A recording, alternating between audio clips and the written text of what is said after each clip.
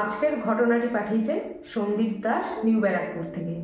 তো এটি সন্দীপের বন্ধুর সাথে ঘটে যাওয়া একটি খুবই ভয়ঙ্কর ঘটনা, যেটা আমার পড়ে খুবই ভয় লেগেছে। আশা করি সেটা তোমাদেরও ভয় পাবে। তো চলো আজকের ঘটনা শুরু করা যাক।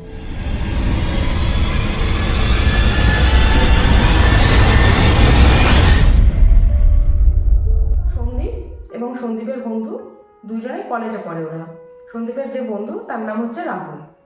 তা একদিন কলেজ থেকে ফিরতে ওদের একটু রাত হয়ে গেছিলো, মানে সন্ধে, রাত না অ্যাকচুয়ালি সন্ধে হয়ে গেছিলো। তা ওরা রাস্তা দিয়ে হেঁটে আসছিল। তা তখন সন্দীপের যে বন্ধু, ও খুব জোরে টয়লেট পেয়ে যায়। তো সন্দীপ বলে তাহলে আরেকটু চল, গিয়ে ওখানে একটা বাথরুম আছে, ওখানে করবি। তা যেটা রাহুল আর আটকাতে পারেনি, বলছে না আমি এখানে টয়লেট করবো। তা ও একটা গাছের নিচে টয়লেট করেছিল। দিয়ে তারপর ওরা নর্মালি যে যার বাড়ি চলে আসে। তো এরপর যখন সন্দীপ পরের দিন সকালে ওকে পড়তে যাওয়ার জন্য রাহুলের বাড়িতে গেছে ওকে ডাকতে, তো রাহুলের মা জানান যে ও কালকে থেকে রাত্রে যে ওই এসছে, ও না কিছু খেয়েছে না কিছু করেছে। ও যে ওই ঘরে দরজা দিয়েছে, ও এখনো অবধি আর দরজা খোলেনি। তা সন্দীপ ভেবেছে হয়তো ঘুমিয়ে পড়েছে, হয়তো সেই জন্য খোলেনি। তখন রাহুলের মা বলছে যে না, আমি সকাল থেকে অনেকবার ডেকেছি, ওর কোনো সারা শব্দ পাচ্ছি না। তা তুমি একটু দেখো তো। তা সন্দীপ গেছে, যথারীতি দিয়ে ডাকছে, খুলছে না। তারপরে সন্দীপ বলছে ঠিক আছে, আপনি এক কাজ করুন, ও যখন উঠবে আমাকে আপনি ফোন করবেন। তা সন্দীপ পড়তে চলে গেছে। দিয়ে কিছুক্ষণ পরে মোটামুটি ওই দুপুর দিকে সন্দীপের কাছে ফোন যায় যে মানে রাহুলের মা ফোন করে জানায় যে বাবা তুমি যেখানেই থাকো একটু তাড়াতাড়ি আমাদের বাড়িতে এসো। এটা বলে রাহুলের মা সন্দীপকে ফোন করে। তা সন্দীপ যথারীতি এসছে ওদের বাড়িতে।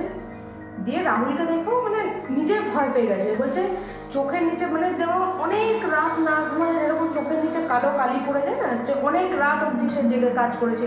আর ওনা যেমন একটু এরকম ঝুঁকে গেছে আছে, মানে বেন্ড হয়ে গেছে এরকম, মানে কেউ যদি তোমার পিঠে বা ঘাড়ের উপর চড়ে যেরকম তুমি বেন্ড হয়ে যাবে, ওরকম বেন্ড হয়ে গেছে ও এক রাতের মধ্যে।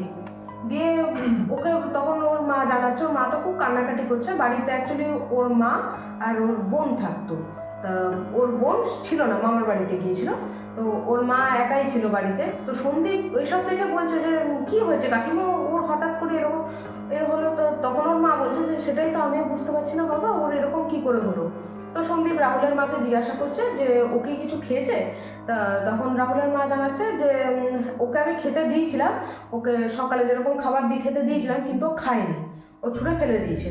বলছে ঠিক আছে আপনি তাহলে এখন একবার খেতে দিন ওকে। খেতে দিয়েছে। খাবারের মধ্যে যেরকম বাঙালি ঘরে খাবার, ভাত মাছ ডাল এরকম। তা ও নাকি মানে ওদের ডাইনিং টেবিল ছিল, নর্মালি বেসিক্যালি চেয়ারে বসে খাবার খায়। ও নাকি টেবিলের উপর উঠে মানে এরকম চার হাত পা ছড়িয়ে সেই গোগ্রাসে খাওয়া যেটাকে বলে সেইভাবে খাচ্ছে।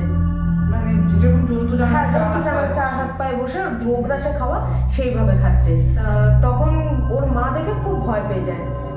তখন সন্দীপ বলে যে ওকে এক কাজ করুন, আমাদের বাড়ির পাশে একজন ডাক্তার বসে, তার কাছে নিয়ে চলুন।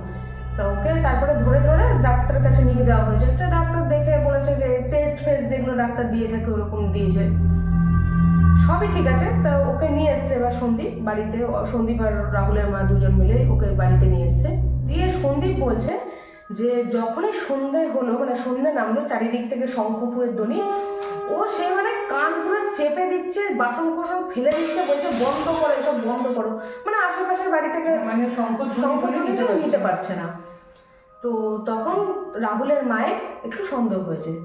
বয়স্ক মানুষ যেটা হয়ে থাকে, বলছে আমার তো ঠিক লাগছে না বাবা, তো ওকে কোনো মন্দিরে নিয়ে যায়। সেই রাতেই ওকে পাশে ওদের একটা মন্দির আছে, কালী মন্দির, ওই মন্দিরে নিয়ে গেল। ও কালী মন্দিরে ঢুকতে পারছে না, মানে ও কালী মন্দিরে কিছুতেই ঢুকতে পারছে না, মানে ওকে জোর করে ঢোকানো হচ্ছে এরকম, ও ঢুকছে না। তখন পুরোহিত যিনি ছিলেন উনি হয়তো কিছু বুঝতে পেরেছেন, উনি এসছেন বাইরে। দিয়ে ওর মাথার মধ্যে একটা ফুল নিয়ে, ঠিক আছে, একটা ফুল নিয়ে এরকম মাথার মধ্যে দিয়ে কিছুক্ষণ কোনো মন্ত্র করলো, দিয়ে ও আস্তে আস্তে শান্ত হয়ে শুয়ে পড়লো। ঠিক আছে।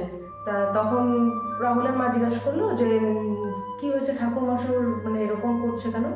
তা তখন ঠাকুরমশাই বলছে যে আমার মনে হচ্ছে ওর উপর কোনো খারাপ নজর পড়েছে।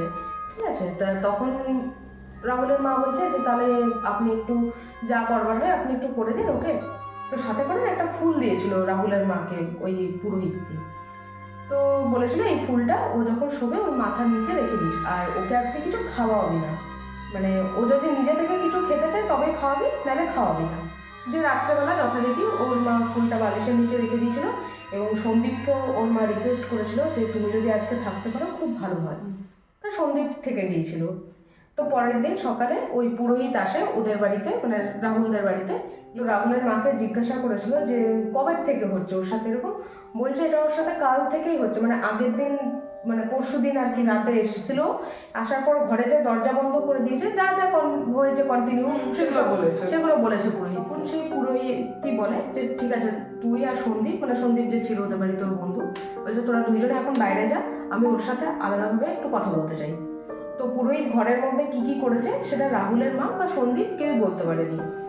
তো উনি যখন কিছুক্ষণ মানে মোটামুটি মিনিট 30 পর উনি বেরিয়ে এলেন বাইরে, বেরিয়ে এসে তখন জানান রাহুলের মাকে যে ও পরশুদিন কোথায় গিয়েছিল।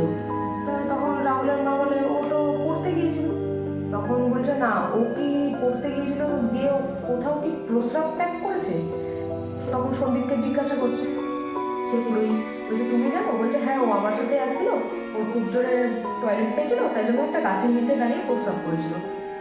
তো তখন সেই পুরোহিতটি জানাচ্ছে আর কি যে ও যেখানে প্রস্রাব করছিল সেই প্রস্রাবের ছিটে কারোর গায়ে লেগেছে। তো তখন রাহুলের মা সেই কথা শুনে জিজ্ঞাসা করে কার গায়ে প্রস্রাবের ছিটা লেগেছে, কে মানে কোনো মানুষ দাঁড়িয়ে আছে, বড় ছেলে করবে নাকি। তো তখন সেই পুরোহিত জানাচ্ছে না, কোনো ও মানুষের গায়ে করেনি, ওখানে এমন কিছু ছিল যে যাকে আমরা সাধারণ চোখে দেখতে পাই না। তো তখন রাহুলের মা অবাক হয়ে গেছে, বলছে কে ছিল? বলছে ওখানে সৎ ব্রাহ্মণ, যার মানে কোনো বাসনা বা কোনো ইচ্ছা মানে দিয়ে মারা যায়, যে আমার আর তোর ভাষায় ব্রহ্মদৈত্য বলে। সে খুব রেগে গেছিল, তাই জন্য সে রাহুলের সাথে মানে রাহুলকে হাবি করেছে, মানে রাহুলের উপর চেপেছে।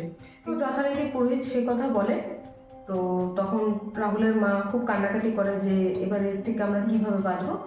তো বলছে যে আমি ওকে বুঝিয়ে এসেছি, ও এবার আমাদের যেখানে নিয়ে যাচ্ছে আমাদের সেখানে ওর পেছন পেছন যেতে হবে, ও যা করাবে ওকে দিয়ে ওকে রাহুলকে সেটাই করতে হবে, মানে প্রায়শ্চিত্ত। হ্যাঁ। তখন রাহুল বেরিয়ে গেছে নিজে থেকেই, দিয়ে ওর মা পুরোহিত এবং সন্দীপ তিনজনেই ওর পেছন পেছন যায়। দিয়ে যেই গাছটার নিচে ও পরশুদিন প্রস্রাব করেছিল সেই গাছের নিচে নিয়ে যায়, এবং ওর নিজের থেকে 108 বার নাক্ষর দিয়েছিল ওই গাছের চারিদিক দিয়ে 108 বার নাক্ষর দিয়েছিল।